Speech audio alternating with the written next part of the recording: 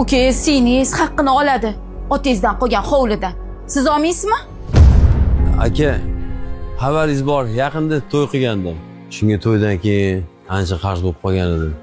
Shunga o'ylab, otamizdan qolgan uyni sotsam, qarzlarimdan qutulsam, qolganiga bir ikki xona uy olardim. Ro'yxatda siz bilan kelayman borlar. Shunga qo'l qo'yib bersangiz deb kelgandim, aka. Mayli ukam, endi zarur bo'lsa sotasan-da. Biz rozimiz, qo'l qo'yib beraman. Notarius kunini aytsang bo'ldi. Sen bo'lardi uyga. Rahmat. Nima? Ukangiz haqqini oladi. Otangizdan qolgan hovlidan. Siz olmaysizmi? Bizga ham pul kerak. Bola chaqamiz katta bo'lyapti. Menga qara. Bizda uy-joy, hamma narsamiz bor-ku. Birovdan qarzimiz bo'lmasa, ukam yaqinda to'y qildi, xabaring bor. Hamma yog'i qarz bo'lib yotibdi. Xullas gap shu. O'sha otangizdan qolgan hovlini yarim pulini olasiz, keyin qo'l qo'yasiz.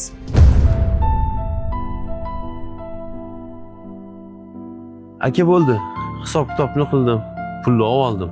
Endi kirib qo'l qo'yib bersangiz bo'ldi, aka. Menga qara, necha pulga sotding uyni? 50 mingga sotdim. Yarmini bersang qo'l qo'yib beraman. Aka, o'zi qarzlarini to'layman deb sotgan bo'lsalar, siz yarmini olsangiz, men olsam, keyin nima qiladilar? Agar Menga qara, bu ota qo'li. Ota qo'lida hammaning haqqi bor. Xullas, yarmini berasan qo'l qo'yib beraman. singlimni haqqini kim beradi?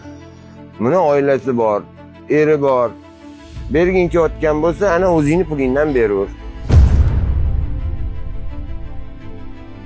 Mayli singlim, qo'yaver. Mana aka, pulni yarmi. Qo'l qo'yib bering. Bu boshqa gap. Endi qo'l qo'yib beraman. Singlim, men bu 10 ming. Bu seni haqqing. Bilaman. Hozir seni sharoiting menikidan yaxshi emas. Ol singlim. Aka, o'zingiz nima qilasiz? Bu yog'iga bir ijaraga uy olib yashab turaman.